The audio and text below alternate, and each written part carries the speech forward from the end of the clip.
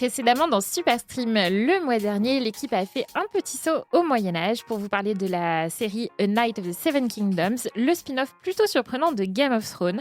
Puis, retour au monde réel pour parler des Césars avec nos pronostics. Alors, si tous n'ont pas vu juste, Marc, lui, a été sacré pour une fois le grand gagnant du jeu, l'appel à un ami. Bravo à lui. Malheureusement, cela lui a valu un gage ce mois-ci. Regardez une série romantique et qui plus est en costume pour son plus grand bonheur. Superstream saison 2, épisode 7, c'est maintenant. Enfin, je préfère la pièce, mais j'aime. Tu défends les faibles et les opprimés. Voilà. C'est pour sortir les anciens dossiers, Laurent. Mais je sais que toi, tu attends. Je te fais un jingle maison.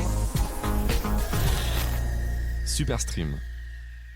Bonjour à tous, je suis heureuse de vous retrouver pour ce nouvel épisode de Superstream, le podcast de télé-loisirs consacré au streaming.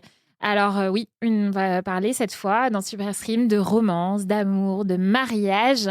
J'accueille donc pour son plus grand bonheur, on l'a dit, Marc Carlin, mais il est bien entouré avec Stéphanie Fuseau, Hello, Aubery Lemallet Hello. Et Juliette Eusbrock. Salut.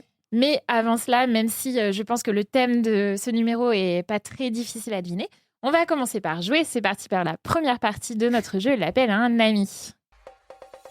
Allô. Allô. Allô. Allô. Allô. Et on va commencer par la catégorie des emojis. Oh. Comme d'habitude, Pas l'air de pour le plus grand bonheur de Steph, on a demandé à ChatGPT de nous résumer des programmes en emojis. Plus vite vous trouvez, plus vous avez de points. Steph, elle se prépare, on a l'impression que c'est la C'est Coupe le du Monde. marathon, Quoi. ouais. C'est le C'est marathon. la Formule 1. Les Jeux Olympiques. Allez, emoji cerveau. Young Sherlock. Allez, Le cerveau de ça Juliette est réveillé. Commence. Young Sherlock sur Prime Video. Je crois, Juliette, c'est la série que tu attendais le plus le mois dernier parmi les nouveautés. Tout à fait. Très bonne mémoire, Laurence. Écoute, oui, je l'attendais beaucoup. Honnêtement, j'ai pas été déçue. Voilà, c'est du Guy Ritchie dans les grandes règles de l'art. Donc, il y a de l'action, il y a du divertissement en même temps.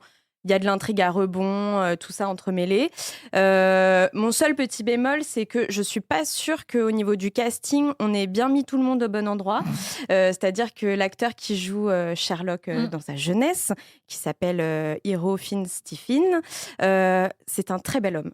Mais peut-être trop beau pour le rôle, puisque c'est l'acteur qui était dans After. Ouais. Et pour moi, il a une espèce de dégaine de mannequin très lisse, qui correspond pas du tout à l'image. Sherlock. Ouais. Pour moi, Sherlock, c'est vraiment un personnage déjà très cérébral, mais voilà, c'est une gueule. Avant lui, au cinéma, ça a toujours été des acteurs à gueule, et voilà, et c'était très bien comme ça. J'aurais préféré qu'on inverse avec celui qui joue Moriarty, qui est un acteur irlandais qui s'appelle Donald Finn. Voilà, j'aurais préféré qu'on inverse les deux, ça aurait fait plus sens pour moi. Voilà, en termes de personnalité et puis de ce qui dégage, il y a un espèce de charisme un peu brut, même dans les séquences de réflexion qui sont très propres à l'univers de Sherlock. Voilà, c'est mon seul petit bémol, mais sinon, franchement, je me suis bien amusée. Stéphanie, je voyais... Alors, mais je l'ai pas vu, mais du coup, j'ai pas regardé sur la photo. Je trouve j'aime pas sa tête. C'est un critère comme un autre pour choisir ou non une série. Alors, emoji téléphone. Night Agent. Ouais. Ah, joli. Le cri de la victoire. Emoji aigu. Ouais. J'ai une réponse, j'aurais pas zéro. Night Agents, dont la saison 3 effectivement est sortie sur Netflix, et elle vient déjà d'être renouvelée pour une saison 4. Bon, c'est pas une grosse surprise, hein, ça semblait plutôt bien parti. Une saison 4 qui sera cette fois délocalisée à Los Angeles. The Night Agent, on a des adeptes autour de la table. Pas tout regardé. Pas la moi. dernière Non, saison. À part ouais. moi. Ok. Désolée, Laurence. Non, moi j'ai regardé. Franchement, c'est une série qui remplit son cahier des charges, on va dire. C'est pas génial. C'est pas nul. En fait, ça fonctionne dans sa catégorie. Voilà, série d'espionnage, série d'action, avec Il des est bien. complots. Ouais, franchement, ça se regarde plutôt bien. Et je suis plutôt contente que ça revienne. Avec un héros qui prend de l'ampleur aussi au fur et à mesure des saisons. Donc, voilà, c'est plutôt une bonne chose. Emoji vague. One Piece. Ouais. Oh là là dis là donc, là là. elle est on on va fire. repartir. Oh, Allez se waouh. recoucher, nous. Elle s'est vraiment entraînée, en fait. One Piece, dont la saison 2 vient de sortir sur Netflix. L'adaptation du manga.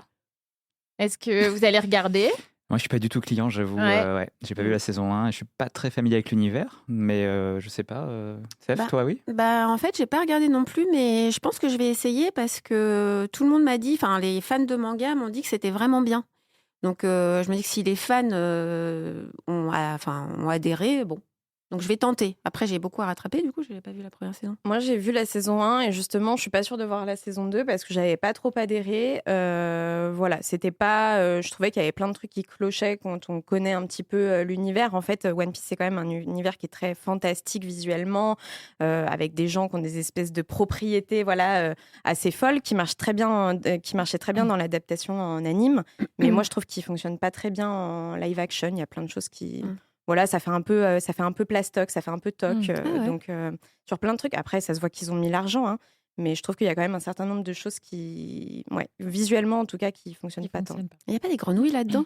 Des grenouilles. Ouais. Il y avait un être. Ouais. Moi, j'avais vu Il y la a plein saison d'êtres 1, hybrides en fait. ouais, sans connaître du coup le manga ni l'anime. Et j'avais plutôt bien aimé. J'ai trouvé que l'univers était sympa.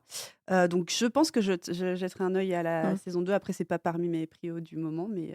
Moi, j'avais pas vu la une parce que justement, j'avais un peu peur de, comme je connais rien au manga, d'être paumée en fait et que ça me parle pas. Mais Je effectivement, trouve que c'était bien réintroduit. Oui, ça, par contre, t'as pas besoin de connaître l'univers. Et je trouvais le héros notamment assez pétillant. Le l'acteur est plutôt pétillant dans son rôle. Donc, je pense que je vais poursuivre l'aventure. Alors, changement d'ambiance, emoji forêt.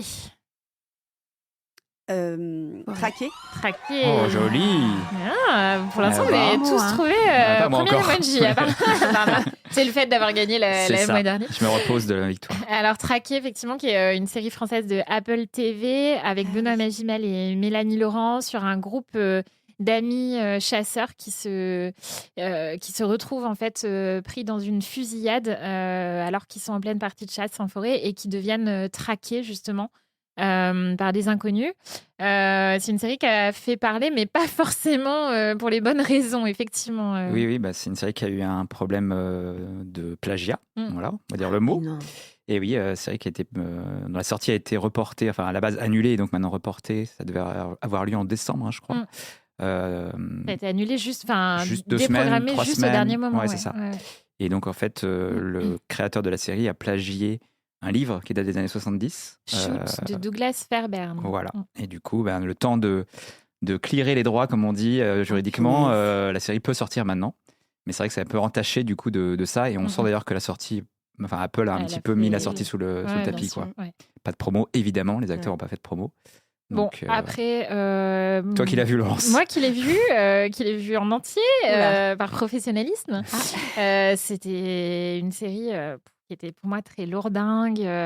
C'est vraiment un groupe de chasseurs. Alors c'est bête de parler de séries masculines parce que ça parle de chasse, mais alors vraiment c'était des bonhommes qui règlent leurs comptes dans la vallée. Dans le bouchonnois. Ouais.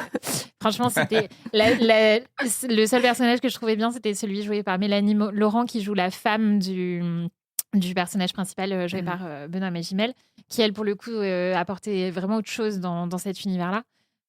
Mais ouais, Benoît Magimel qui sort les gros bras pour défendre toute sa famille, ses amis. Mais il y a vraiment une partie de Fonctionnait pas chasse, très bien. genre une partie de chasse pendant plusieurs épisodes ou c'est vraiment juste un prétexte? La chasse, en fait, alors non, la chasse c'est comme le fil conducteur parce que l'accident, le point de départ effectivement se produit lors d'une journée de chasse. Ouais. Et après, comme c'est des chasseurs, ils se défendent avec leurs fusils dans la montagne en chassant. Je sais pas si voilà. t'attires les gens avec ça. Hein. Je suis pas sûre. Je sais pas trop quel Ça public soit ça très vise. populaire. Et on va passer au titre alternatif avec Passion Idol. Professeur V? Non. Non. Oh, ce titre. Pardon, c'est Vladimir. Passion Idol. Passion. Ou Dans l'ombre des stars. Essa Noche. Non. C'est pas une série, c'est pas un film. Je donne un indice là. Alors attends. Plutôt un doc. Passion, tu dis, t'as dit passion. Une émission, mais. Une émission. Ah oui, une émission. Qu'est-ce qu'il y a eu Avec des stars. Non, Love- Nouvelle école. Love is Blind. Non. Ouais. Passion Idol. C'est un truc de musique. Un rapport avec la K-pop. C'est un truc Non. de Zadir, c'est un Ouais, truc bah oui. Non. C'est tout simplement Fan, Ah. l'émission d'Eric et Ramsey sur Prime Video. Oula. Ah ouais, bon. Il est allé chercher loin. On est Donc déjà loin, là. un concept de caméra cachée Oui. en fait à grande échelle où Eric et Ramsey piègent un de leurs fans et en fait le fan est censé venir les rencontrer sur un tournage et sauf que en fait sur le tournage c'est les comédiens en fait qui sont là pour piéger le fan en question. Ouais, c'est ça. Il y a Laurent Lafitte notamment, Laura Felpin, je crois. Enfin voilà, donc un beau casting pour une émission très Eric et Ramsey, j'ai l'impression. Donc voilà, faut être client de leur humour. Faut être fan, ouais, c'est ça, c'est la l'occurrence. Après, l'idée est plutôt pas mal. Ça rappelle un peu une émission américaine qui s'appelle Jury Duty, dont la saison 2 arrive bientôt sur Prime Video aussi. Ouais. Dont le principe était, là pour le coup, un juré qui est donc une vraie personne au milieu de faux jurés et un faux tribunal, et tout est faux, sauf cette personne qui pense venir Pour un vrai jury. pour un vrai jury, voilà. procès. C'était très drôle. loose. Jury Duty, Toi, en tu l'avais vu, je crois. Ouais, il y avait ouais. James Marsden qui jouait Ah un oui. des faux jurés, mais qui jouait son propre rôle et qui était totalement fou. Et non, c'était vraiment super drôle de voir comment le mec, en fait, il part dans un engrenage de. Il y a des choses tellement absurdes qui se passent, mais en fait, en tout cas, on a l'impression qu'il capte vraiment rien jusqu'à la révélation finale où, genre, il est en mode, mais comment ça, tout ça, c'était faux. Enfin, c'est assez. Bah là, ça a l'air d'être le cas aussi fascinant. pour Boris, le fan de Tout simplement fan, parce que un de nos journalistes l'a interviewé et visiblement, Boris, il est vraiment Jusqu'au bout, il y croyait. il était vraiment à fond dans le truc et il n'a pas du tout capté la blague, ce qui n'était pas le cas de la première personne qui devait faire l'émission, qui a priori a capté assez rapidement et du coup ils ont dû retourner avec une nouvelle personne. Qui leur a détruit tout leur plan. Voilà, cette personne-là a dit ok, j'ai compris, c'est une blague. Donc c'est un peu toujours le risque avec ce genre d'émission évidemment. Alors, prochain programme avec un titre alternatif qui est Le roi de la prison. Un prophète. Un prophète. Joli. Un prophète, effectivement. Donc, après le film de Jacques Audiard, qui est devenu une série sur Canal+. Steph, je crois que tu l'as vu ? Oui, Ouais. j'ai regardé. Écoute, j'ai trouvé. Alors, j'avais pas vu le film, moi. Et donc, je suis rentrée là-dedans sans préjugés. J'ai trouvé que l'acteur, Mamadou Sidibé, était vraiment très bien. Son premier rôle, et franchement, il est très crédible. Le rôle aussi de Sami Bouajila, au début, on a l'impression que c'est un peu cliché. Puis au final, quand on le découvre plus, c'est assez touchant. C'est assez contemplatif, le rythme, bon, c'est un peu lent, mais c'est assez fascinant quand même. Il y a des moments d'émotion, j'ai trouvé ça pas mal du tout. Ok. Je le conseille quand même. Assez différent du film, du coup ? Oui et non. En fait, ils ont quand même repris, si tu veux, les bases, notamment l'histoire dans l'absolu est la même. C'est juste que le personnage de Tahar Rahim est remplacé justement par ce nouvel acteur. C'est ramené à notre époque aussi. Donc, c'est pas du tout les mêmes problématiques pénitentiaires, ni les problématiques migratoires et de communauté et de gangs, tout ça. Donc, tout ça, c'est modernisé. Ils ont quand même gardé la trame principale et gardé le côté un peu contemplatif, en tout cas sur le rythme assez lent. Voilà, c'est pas une série d'action à proprement parler. Donc voilà, mais moi, j'ai trouvé ça bien modernisé. Enfin, voilà, c'était assez intelligent. En fait, ils ont réussi à dire autre chose. Vraiment, en changeant les dynamiques communautaires, ils ont réussi à vraiment redire quelque chose de très différent de ce que disait Jacques Audiard, tout en, je trouve, rendant hommage quand même à l'idée de base qu'avait eu Audiard. Donc, non, Donc, pour moi, c'est plutôt adaptation, réussi. c'est Ouais. réussi, ouais. Ouais. Ils ont modernisé le truc. Et il y a une grande place aussi littéraire. Enfin, les extraits de bouquins, c'est très, très, très beau. Alors, prochain programme, les crimes viraux. Ah, le tueur de TikTok. Tout à Oh là fait, là, mais Steph, elle est on Enfin, c'est fire. un truc de tueur, donc Ouais, si elle l'avait pas là. J'avoue. Attention, parce que franchement, Steph, elle mène. Hein. Je lui porte pas la place, Ouais, Laurence. je Je jinxe pas. Le tueur de TikTok, donc un documentaire qui est sorti il y a pas longtemps sur Netflix. De quoi ça parle, Steph ? C'est un tueur donc qui allait sur TikTok pour choper ses proies. En fait, c'est pas si mal, mais c'est pas le mieux qu'on peut voir sur Netflix en termes de séries doc comme ça, de true crime, parce que ils ont tendance à... Alors déjà, c'est espagnol, donc tu as le doublage et tout. Et en fait, ils ont tendance à vraiment reprendre les mêmes codes maintenant. Donc, tu as l'impression de regarder un petit peu toujours le même doc. Ouais. Donc, pour quelqu'un qui n'a pas regardé beaucoup de docs avant, ça va. pour quelqu'un qui est vraiment aguerri au true crime et tout ça, bon, c'est pas celui que je conseillerais en premier. Puis c'est pas une histoire non plus super originale. Il y en a plus des. Voilà. Donc, je suis mitigée, quoi. Ouais. J'ai regardé, bien sûr. Mais... On peut faire l'impasse. Ouais, sauf si vraiment, quand tu connais pas trop ce domaine-là, tu vas trouver ça divertissant. Pas divertissant. On s'entend. Mais c'est pas celui que je conseillerais en premier. Ok. Alors, changement de registre pour Campus Dad. Rooster. Ah. mince. Marc, Attends, c'était ça sur allait ta tellement liste. vite. Dans ma tête.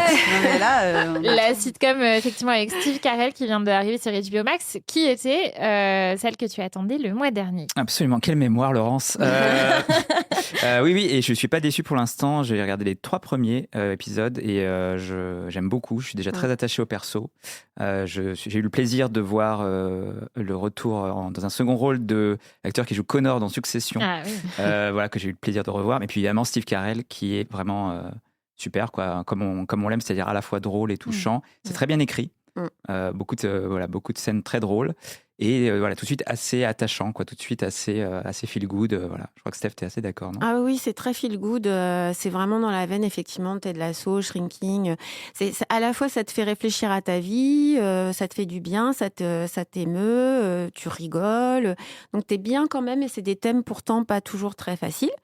Et effectivement, Steve Carell, il est vraiment génial, quoi. Il est multidimensionnel, en fait. Il peut tout faire, à la fois du gag, de l'humour fin, du drame. Enfin, t'as envie de le suivre, t'as envie de le prendre dans ses bras, dans tes bras. C'est vraiment une série qui fait du bien.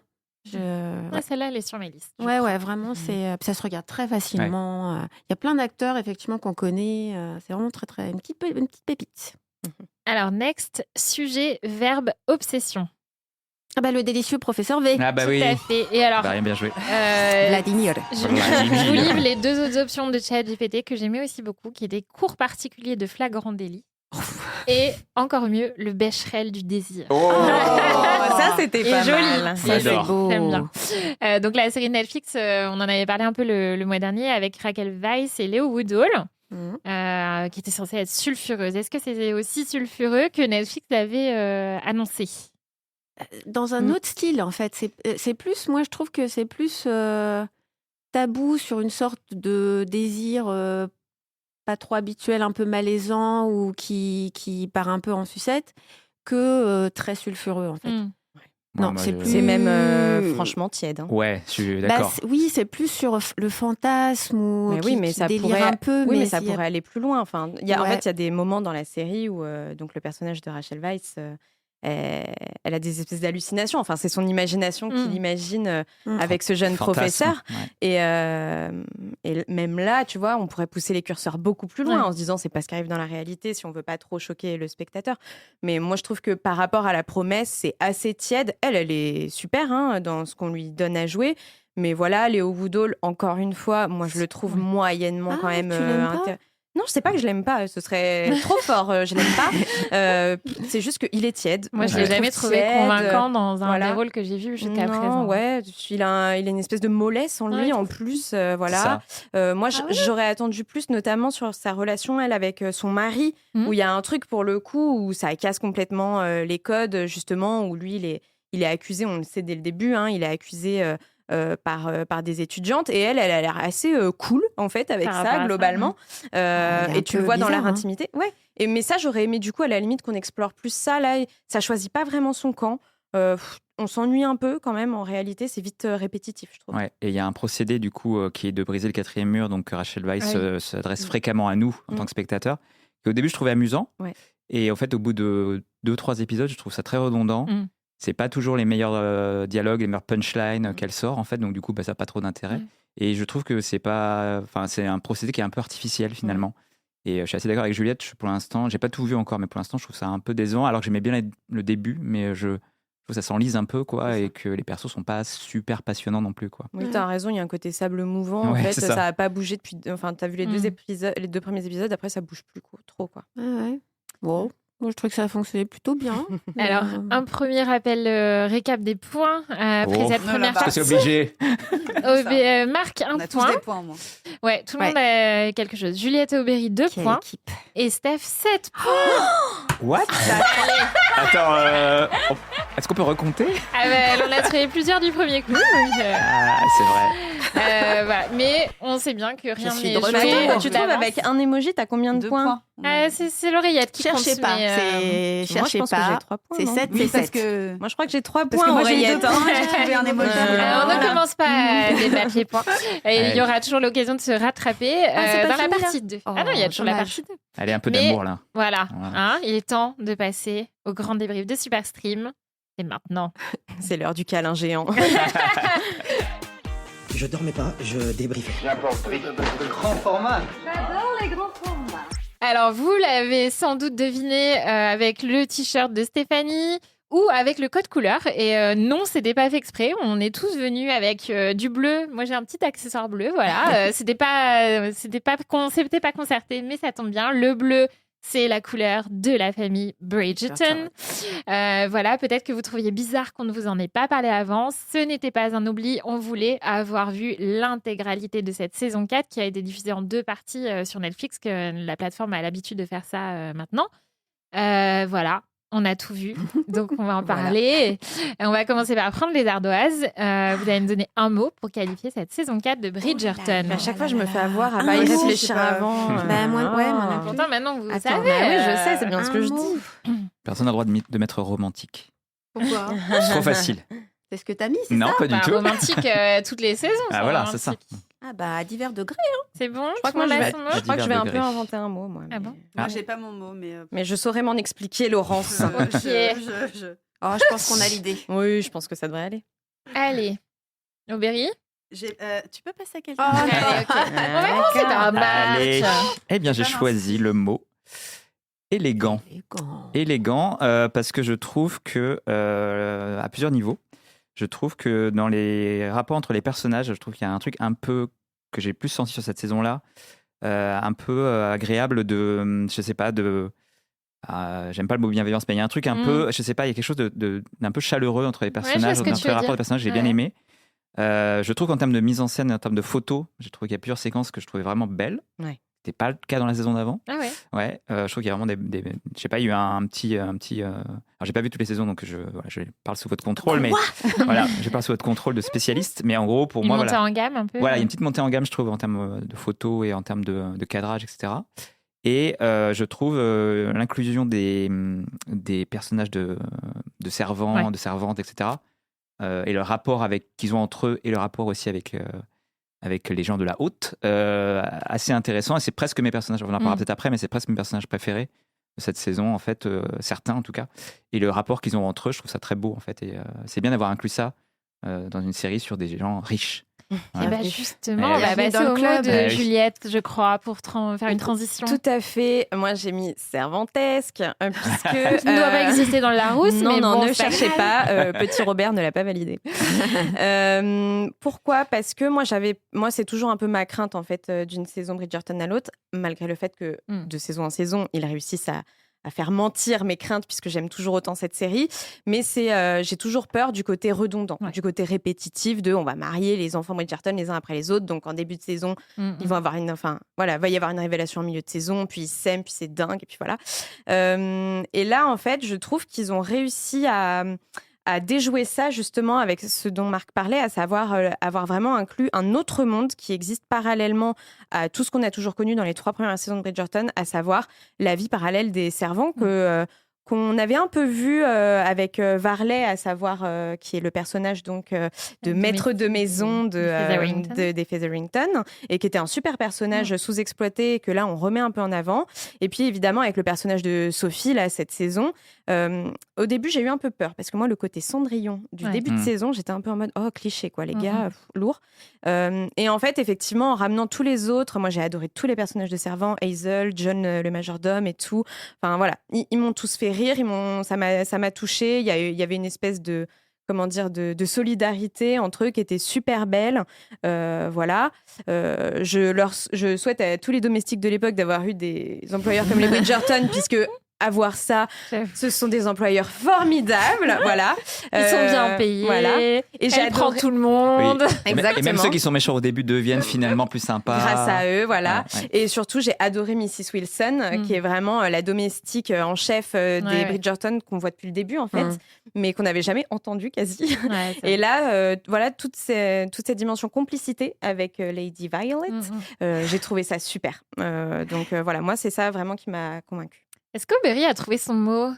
Oui, mais j'ai mis presque parfaite. Oh, c'est beau. Presque, parce que, alors, parfaite sur l'adaptation.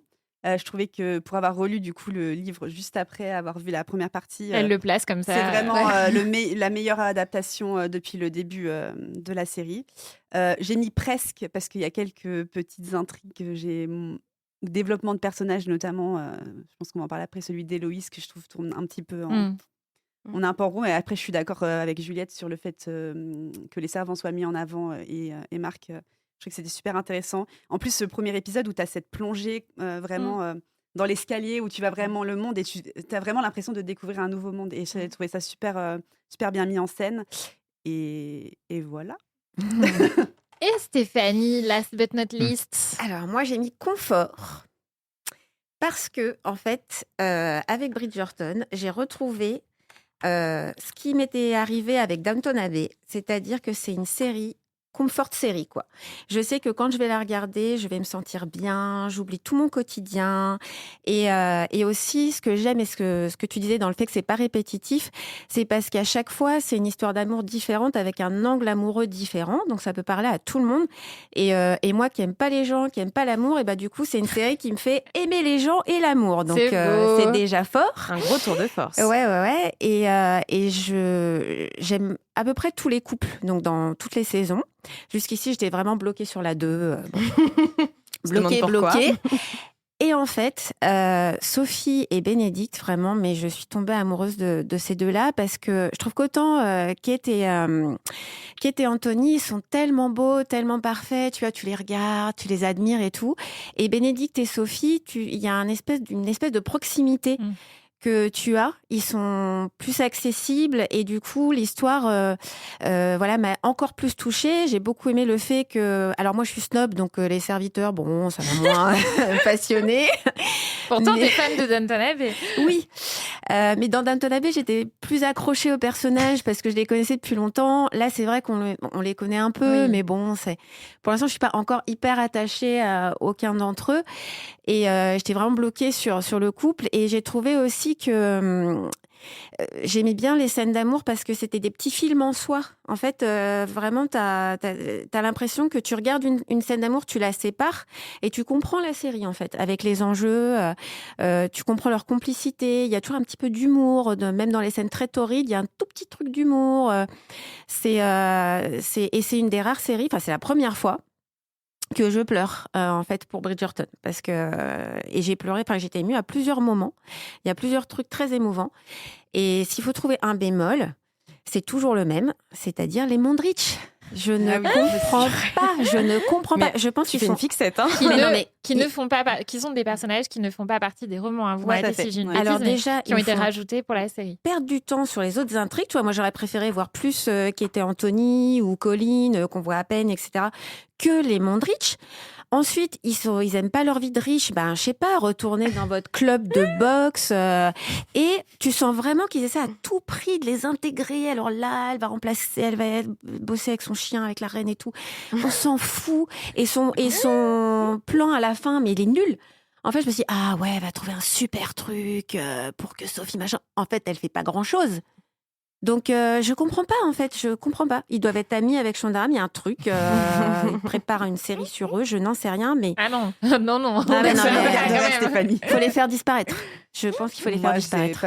moi aussi, je trouve Ah que ouais. ces personnages sont un peu inutiles. Ouais. En fait, il était utile dans la saison 1 parce que c'était l'ami de Simon Oui. et qui, du coup, un peu proposait ce côté coulisses. Oui, tu voyais de faire de la sa vie. boxe et tout. Mais quoi. après, ouais, je trouve que. Il y avait un côté c'est quand même, ils indispensable. apportaient au début aussi. Enfin, dans la Fraîcheur, saison. peut-être. C'est à partir de la saison 2 où ils sont devenus riches, je me souviens plus. Formule 3. 3, ouais. Et du coup, il y avait ce côté quand même, on découvre aussi ce nouveau monde. Ah, c'est ça le début pouvait de la être fin, intéressant. hein. Mais... Ouais, c'est là où ça a été encore pire. Et alors, moi, j'ai mis comme mot meilleur. Ouais. Parce que pour moi, voilà, je suis comme vous, j'adore cette série, j'ai regardé chaque saison, voilà, c'est un petit bonbon, un petit délice. Mais j'ai trouvé que celle-ci, c'était sans doute la meilleure saison pour moi. Et aussi peut-être le meilleur duo.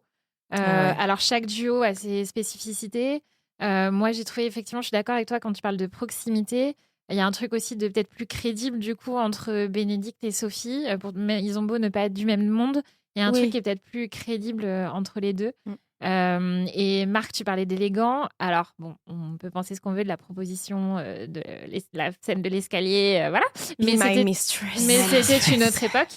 Mais si on met ça entre parenthèses, pour moi, Bénédicte, c'est un personnage qui est profondément élégant, justement. Qui est sans doute le plus élégant de la série. Et bienveillant. Et bienveillant aussi, comme tu disais tout à l'heure sur la bienveillance. Et pour moi, c'était quasi un sans faute cette saison. Ouais. Et l'épisode où ils sont dans My Cottage, là, il y a un côté très Jane Austen. Cet épisode-là, je voudrais en faire un film, quoi. Ouais, en fait, on avait, enfin, je sais pas, moi, j'aurais pu rester avec eux, plus avec eux. Autant Colline, j'avais envie de lui donner des claques.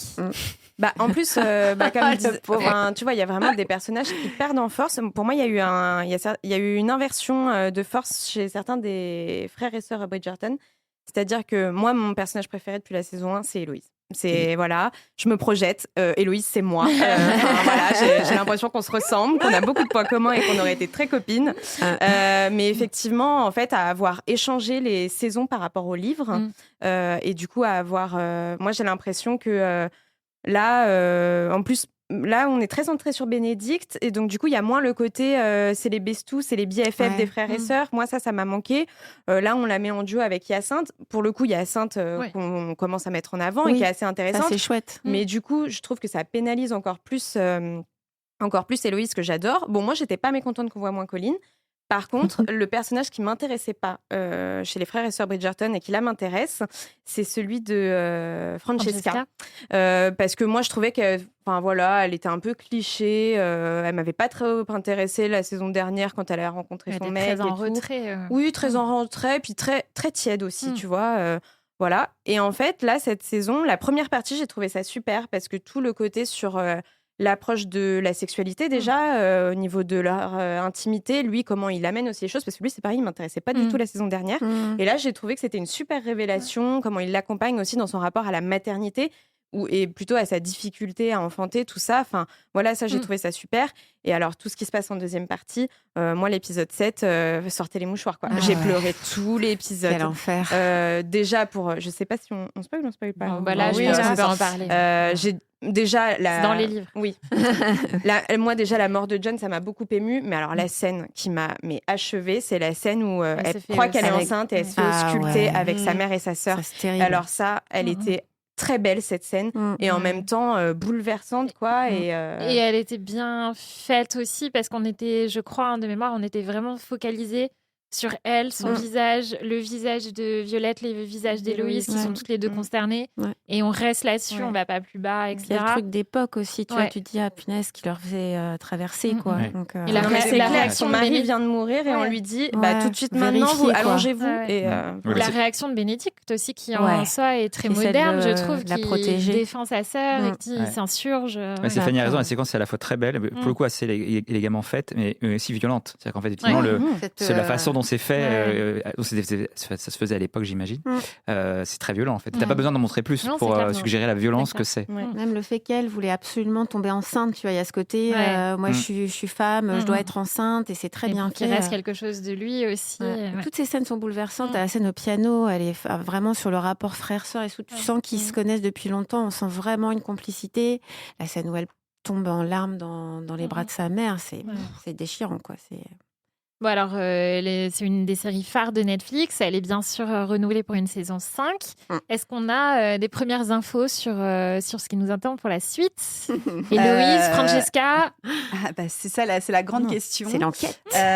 On sait que normalement, ça doit se tourner assez rapidement. Ça doit commencer au printemps. Et Jess Brunel, la showrunneuse, a dit que donc, du coup, ils annonceraient le couple phare de la saison 5 au moment du début du tournage. Donc pour l'instant, effectivement, les deux pistes les plus logiques sont, et les plus probables d'ailleurs, sont Francesca et Héloïse. J'espère Héloïse en premier. Sinon ça fait long. Quoi. Parce que sinon, je sais pas ce qu'ils vont faire d'elle en saison 5, si Ils vont c'est pas l'envoyer elle. lire en Écosse. Mais du coup, on n'a pas eu vraiment d'indices dans la saison elle-même, donc c'est un peu. Je trouve que Sur à la la fin, fin, la dernière la scène où elle retourne voir le gros bonbon rose, là, comment elle s'appelle oui, Cressida. Cressida. Et que voilà, tu sens qu'elle commence à faire son chemin sur l'idée de la relation amoureuse. Et au mariage de et du Bénédicte mariage, aussi, oui, elle aussi, dit ouais. qu'elle est Exactement. un peu plus prête à cette Tout à idée, fait. ouais. Mais je pense que Donc, cette saison, c'est ça en fait, ça la prépare, c'est-à-dire qu'elle est plus Oui. du tout fermée à l'idée, et donc là, c'est pile le bon moment pour sa saison. Et puis ça peut laisser aussi le temps à Francesca Du deuil, du coup, de faire plus son deuil, c'est un de peu se frais, quoi. rapprocher un peu plus aussi peut-être de la Ouais. cousine. Et Que ça arrive pas effectivement, d'un voilà, coup c'est en ça. début de saison. Ouais, ouais. Moi, ça paraîtrait plus logique. Moi, je parierais Ouais. sur Franchement, Héloïse. 99% Reste à Héloïse, savoir, vu que normalement, on connaît déjà son futur mari. Ouais. Oui, et ça c'est Donc, top reste à aussi. savoir si ça va être Le le même même acteur. acteur. Ah. bah, j'espère, hein. J'espère, mais. Ah, moi, je vais taper un scandale moi, si je suis c'est pas lui. perdue. Toi aussi, t'es perdue. Mm. Ouais. Ah, mais non, c'est mais quoi on cette vous histoire spoil, on vous spoil. Bah, si, on parce le qu'on connaît sait que- déjà. Bah oui, Oui, c'est oui. le- bah, vas-y, Mais ouais. c'est pour les livres, je sais pas si on doit dans le les. dire. On peut mari dire- de si vous Marina. voulez pas Ouais. arrêter tout de suite. N'écoutez C'est le pas mari ça. de Marina, Philip Crane. En fait, dans les livres, il n'apparaît pas dans les premiers livres, mais Marina, en fait, c'est un personnage qui est juste mentionné dans les livres. Donc vous vous souvenez de Marina, oui, Massimo. Marina. on s'en Et en souvient fait, on l'a vu dans la saison dépressive. 1 Elle a et dans pris la cher. saison 2, Ouais, elle a pris quand Colin allait le voir Oui. dans son domaine à la campagne. Et donc, c'est lui qui est le mari d'Héloïse dans les livres. Il commence à s'écrire des lettres Ouais. parce que Marina meurt. Meurt. Putain, mais elle aura une vie Ouais. Cosette, quoi. Ouais. va jusqu'au Et en bout, fait, ouais. ils s'écrivent des lettres.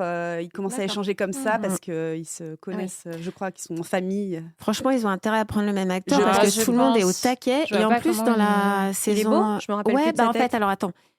Justement, T'énerve pas. c'est tous les trucs de glow-up là. En fait, quand dans la première saison, il est pas beau du tout. Non. Il a des gros favoris, Il un peu fait comme assez- Anthony. Il fait un peu plus vieux. Voilà, il dans fait la vieux et série, tout. ouais. Et dans la saison, quand Colin revient la voir, il a plus de favoris, il a une autre coupe de cheveux et franchement, il est très beau. Donc je me dis, ils ont déjà commencé à le glow-up, quoi. Je pense que. Marc s'est Pierre dit Brand, oui, même bien acteur. sûr. Non, mais les fans sont au taquet.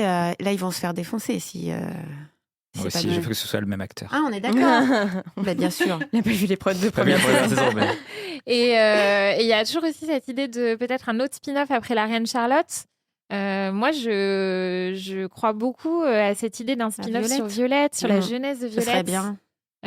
Qu'on sent un peu poindre à travers les discussions entre Violette et Bénédicte quand elle lui parle de comment elle était quand elle était jeune, Ouais. qu'elle Ouais. était plus comme lui, plus rebelle. sauvage. Voilà. Ouais. Sauvage, Je il y me a dis, de quoi ça faire. prépare un peu le terrain, peut-être, non Ah, Bah, ce ça serait bien. prépare un peu le terrain. C'est vrai qu'on en avait parlé, toi et moi, Mm. en partie 1, et je t'avais dit, bah non. Et c'est vrai que ça prépare un peu le terrain. Après, moi, je pense quand même que si on fait un spin-off sur Violette, c'est un peu répétitif. C'est-à-dire que D'avoir la la Reine jeunesse, Charlotte, c'était ouais. déjà la jeunesse 2. Là, on refait la jeunesse 2. C'est pas très original. C'est possible et je regarderai, évidemment, je serai devant. C'est sûr que je serai cliente, mais dans l'absolu, si tu prends un peu de recul, c'est pas super original. Ça veut dire qu'ils seront pas Oui. masse creuser la tête. Après, c'est spin-off ou sequel et sequel. Bah, après, ils peuvent aussi faire, Ce parce que bouquin. Julia Quinn a fait plusieurs sagas dans l'univers Bridgerton, notamment il y a donc un préquel, mais sur les frères et sœurs du père Bridgerton. Et Edmund. aussi Edmund, tout à fait. Et il y a aussi, je crois, une autre saga. Oui, les Roxby, non? Non, ça c'est les Roxby. Ah, c'est ceux dont le- je parle. les C'est nanas qui jouent de la Ouais, musique. voilà, c'est ça. Et dans les livres, il est mentionné un groupe de Ouais, musique qui joue mal. qui joue très mal. Et genre, c'est l'enfer d'aller à tous leurs Quatre leur filles, je récital. crois. Et du coup, il y a une saga sur ça aussi. Donc, ça pourrait être aussi une série dans l'univers. dans l'univers. Ça mais, peut être drôle. Dans l'univers, ouais. Ouais. Non, j'allais dire parce que tu as mentionné la reine. On n'a pas parlé de la relation entre la reine et Lady Danbury, que je trouve Ouais. vraiment super, Ouais, enfin, si, j'ai vraiment un peu très pleuré. touchante. Ouais, moi aussi, je trouve ça hyper Mhm. touchant. Cette espèce de genre, je peux pas t'avouer que t'es ma meilleure amie, je peux rien faire sans Mhm. toi parce que je suis la reine. Ouais. Mais en même temps, je te le fais comprendre quand même. Et en même temps, elle est un peu toxique aussi. Enfin, il y a ce truc un peu, mais moins que j'ai l'impression que dans d'autres saisons. Hein, vous me direz vous les spécialistes, mais là j'ai l'impression Non, elles font l'armure un elles- peu plus oui, quand même. oui, Un oui, peu, oui. avec elle. Voilà. Ouais. Mais Et je j'adore trouve quand que elle dit Lady- non. Ouais, ouais, c'est Elle clair. demande un truc. Elle réfléchit. Non, Et non. j'adore Lady Danbury. Non, je j'ai trouve pas que- envie. On parlait d'élégance et de classe. Oui. Lady Danbury, c'est un personnage qui est vraiment d'une élégance Mhm. et d'une, je sais pas, enfin vraiment, il y a un truc quand elle apparaît dans la Dégage, pièce, elle a voilà, elle une dégage aura, c'est ça, Ouais. un truc de Ouais. force Ouais, c'est tranquille clair. qui est génial, quoi. Heureusement, elle sera de retour. dans la Normalement, elle saison sera de 5. retour dans la saison 5. Ouais. Et on sera bien sûr devant nos écrans. Merci à tous. On va passer à la deuxième partie du jeu. Aïe, aïe, aïe. Vite, capitaine, maintenant c'est à nous de jouer. Va falloir jouer serré. Règle suivante, je vous prie. Je vous conseille de prendre vos ardoises, puisque c'est le retour d'une catégorie qu'on n'avait pas eue depuis un petit moment. Tu as besoin d'un stylo? il est là. Non, c'est bon. Ah, c'est bon. C'est les infos. Je vais vous lire un texte dans lequel se cachent 5 infos sur des programmes. 5? Ouais. Il va falloir les retrouver. C'est parti. De Sète à Marseille, il n'y a que quelques cases à franchir, mais attention à ne pas tomber sur une Spice Girl en train de faire un 1, 2, 3 soleil en diagonale. Et si vous poussez jusqu'à Saint-Tropez, vous tomberez peut-être sur ce grand acteur français qui va se faire dorer la pilule dans un somptueux hôtel. Enfin, au Canada, un départ a fait grand bruit. Mais il y en a que 4 là des infos. Il y en a 5. Il y en a 5. Ah bon? Bah, elle est où la 5e? Mais j'avoue, là, Tu pourras leur dire après, Attends, le Canada, c'est le 5e? Oui. Ok. Alors moi il m'en manque un. Bah alors le 4, je vois pas ce que c'est. Je peux pas vous aider. Est-ce que tu pourras refaire une dernière lecture? Allez, Une dernière la lecture. dernière repasse. Une dernière Le repasse. 1, il s'arrête à quel mot? De Sète à Marseille, il n'y a que quelques cases à franchir, mais attention à ne pas tomber sur une Spice Girl en train de faire un 1, 2, 3 soleil en diagonale. Et si vous poussez jusqu'à Saint-Tropez, vous tomberez peut-être sur ce grand acteur français qui va se faire dorer la pilule dans un somptueux hôtel. Enfin, au Canada, un départ a fait grand bruit. Mais moi j'ai que 4 infos, c'est bizarre. Je vois quasi tout rempli chez Juliette. Ah bon? Ouais, mais À mon avis, c'est du grand n'importe Il quoi. y a des Attends. trous chez Steph et Oh les non. 2 autres, je ne vois pas. Attends. On peut pas Allez, refaire c'est une. bon. Non, c'est fini. Allez. J'ai 4 mais je trouve pas la 5e. Mais je pense que je suis sûre de ce que. Moi, il y a vraiment des trucs, c'est hasardeux. Hein. C'est quoi? Alors, en 1, c'était quoi ça selon vous? Alors, moi, j'ai mis plus belle la vie. Moi, j'ai mis Pax Massilia. Moi, Ah, Alexandre Brasseur dans Pax C'est Massilia. ça, Ah, Alexandre c'était ça. Brasseur dans Pax Ah. Massilia. Ah, mais ça, c'est 2 Alors, infos. Ah. Non, Ben, une non, info. c'est une info. Donc, Mais je suis du comme coup, toi, le 4, je vois pas où il est. Aubery, Juliette et Steph, c'est vous Ouais. l'aviez. Ouais. C'est ça? Ok. Alors, la 2. En 2, j'ai mis Squid Game, le défi. Melby Ouais. dans Squid Game le Ouais. défi. Ça, c'était l'info 2 parce que ça, c'était mon info 3. Non, c'était le 2e. Ah, parce que moi, je l'avais en 3. Melby, effectivement, qui va être candidate de l'émission. Alors, pardon, Alexandre Brasseur, effectivement, Oui. qui rejoint la saison 3 de Pax Massilia sur Netflix. Ouais. Mhm. Le 2e, Melby, Ah donc bon l'ancienne Spice Girl, qui sera candidate à l'émission Netflix Squid Game The VIP Challenge, qui est la suite de Squid Du Game défi. Le Défi, avec Ok. des stars. Numéro 3. J'ai mis Camoulox. Bravo, Marc, Ah, t'es le c'est seul ça à qui l'avoir l'a eu. pas. Et c'était quoi la référence dans le texte Les Camoulox 1, 2, 3 soleils Ouais, en diagonale. En diagonale. Ouais. Ouais. Je pensais- Ah, le en diagonale. Ouais, en diagonale. C'était- Ouais. C'était précis. Parce que moi, à un c'était- moment donné, t'as parlé de cases et il y a un docu sur les échecs qui arrive sur Ah, Netflix. non, alors... c'est vrai. Bon. C'était pour faire du lion au milieu de tout ça. Donc Camoulox, effectivement, qui va être de retour sur Canal+, le jeu de Cadet Olivier des années 90. Et oui, un tournage express, je crois que c'est 2 semaines de tournage pour des petites pastilles. Grosse surprise, parce que c'était pas Mm. du tout annoncé. Ça a été annoncé cette semaine, enfin, la semaine où on enregistre là, par Canal. Donc voilà, retour de Cadet Olivier. Moi, j'étais assez client de cet humour complètement Ouais. débile, absurde. Mais c'est très daté aussi d'une époque. Donc, est-ce que ça va encore fonctionner 15-20 ans après? Je ne sais pas. Mais en tout cas, moi, j'aime bien l'idée. J'aime bien l'idée du retour de Cadet Olivier, Camoulox. ça, en général, ça marche. Donc, Ça marche bien. Alors, numéro 4. Ah, on l'a tous, Vous l'avez je crois. tous. oui, White c'est Lotus, Vincent Cassel. Vincent Cassel qui rejoint le casting de la White saison 4 de Lotus. White Lotus qui sera tourné effectivement en France. Donc, vous l'aviez tous. Et le dernier, je crois que je ne Scott sais Patterson qui pas. quitte Retour à Sullivan's Crossing. Exactement. Donc, un point Ouais, j'ai pour fait Aubery et comme toi. Marc. T'as copié J'entends Canada, je mets Mais petite il rêverie. Donc, Scott Patterson, effectivement, qui ne sera pas de retour dans la saison 4 de Retour à Sullivan's Crossing. Cette merveilleuse série. J'ai Alors- que 2 sur 5. Eh bien, Stéphanie, si le total des points est arrêté, tu as gagné. Oh, bravo! 9 points, Stéphanie, pour la première fois. Écoutez, je Et tiens à remercier. nous avons une égalité entre Marc et Aubery.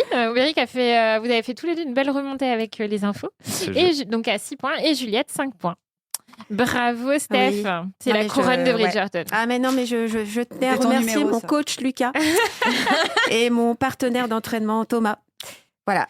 Et avant de se quitter, on va bien sûr regarder ce qui nous attend dans les prochaines semaines sur les plateformes de streaming. J'ai plusieurs sorties en projet. Quelle sortie? Alors, est-ce qu'on zappe, est-ce qu'on regarde On va commencer par les nouveautés.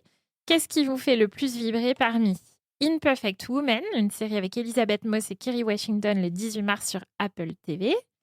Le film Peaky Blinders, l'immortel, le 20 mars sur Netflix. Agent Zeta, un film d'action espagnol, le 20 mars sur Prime Video. Lucky Luke, l'adaptation en série avec Alban Lenoir, le 23 mars sur Disney+. Disney+.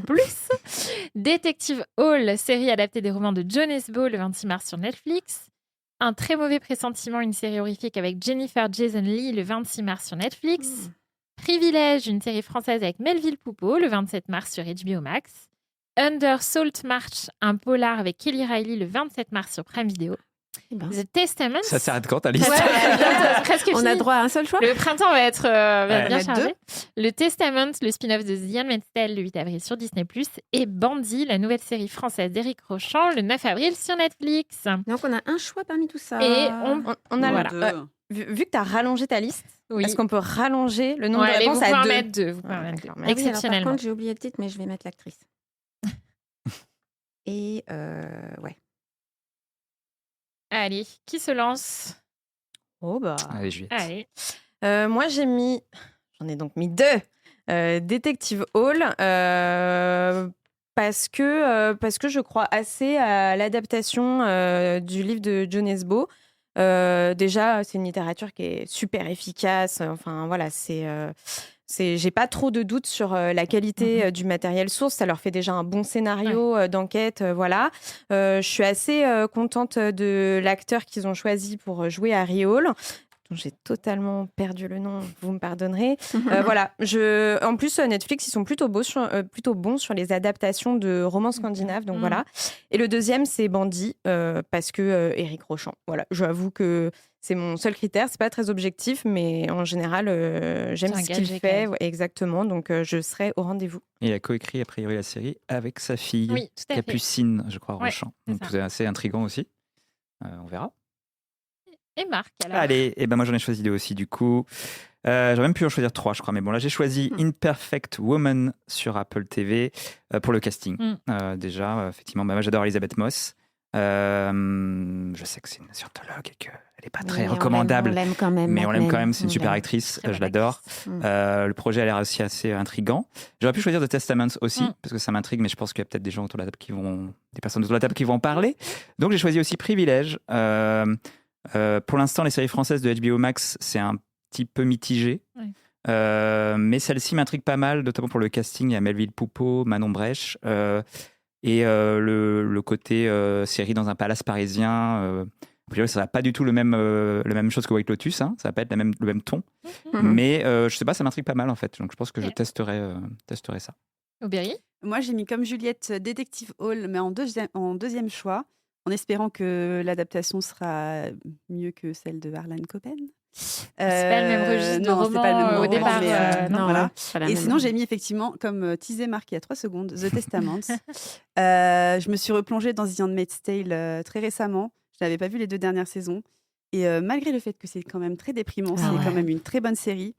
Et là, la promesse de la nouvelle histoire, en sachant comment se finit la série, me semble assez intéressante. En plus, ils ont repris une des actrices et personnages qui a eu, là, je trouve, une des plus grosses évolutions de la série, à savoir Tante Lydia, jouée par Anna Dodd. Et vu que c'est en plus fait par Bruce Miller qui a produit la série originale, je pense que c'est quand même gage de qualité. Et en plus de tout cela, il se base sur le roman qui avait fait suite à La Servante écarlate.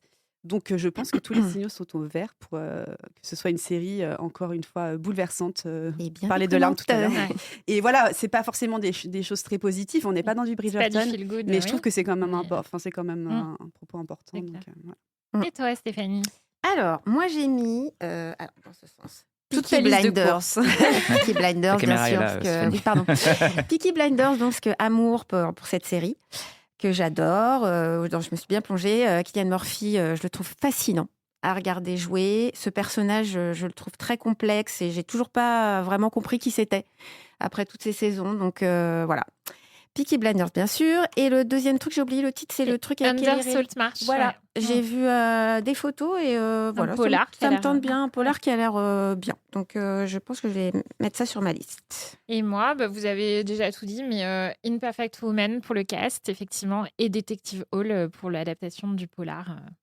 Sombre comme on les aime. Et c'est pas fini, il y a des nouvelles saisons qui seront oui. de retour. Je crois que je peux déjà écrire. Ah.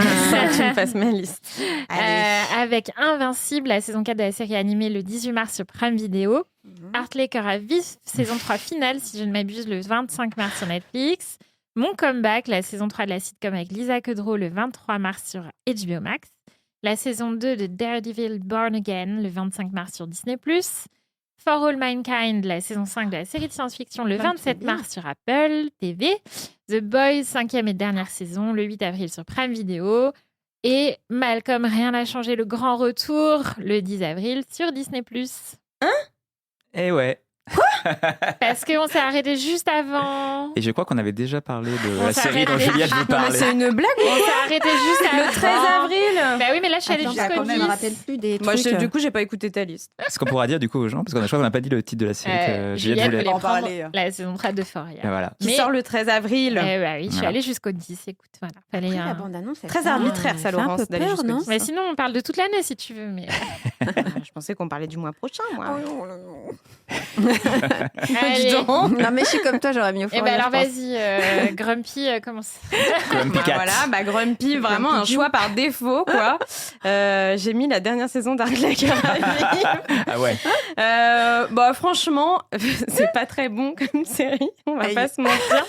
Alors, moi, j'avais jamais vu la version originale, voilà. Mais donc, c'est là, on parle de la nouvelle version qui a été faite par Netflix.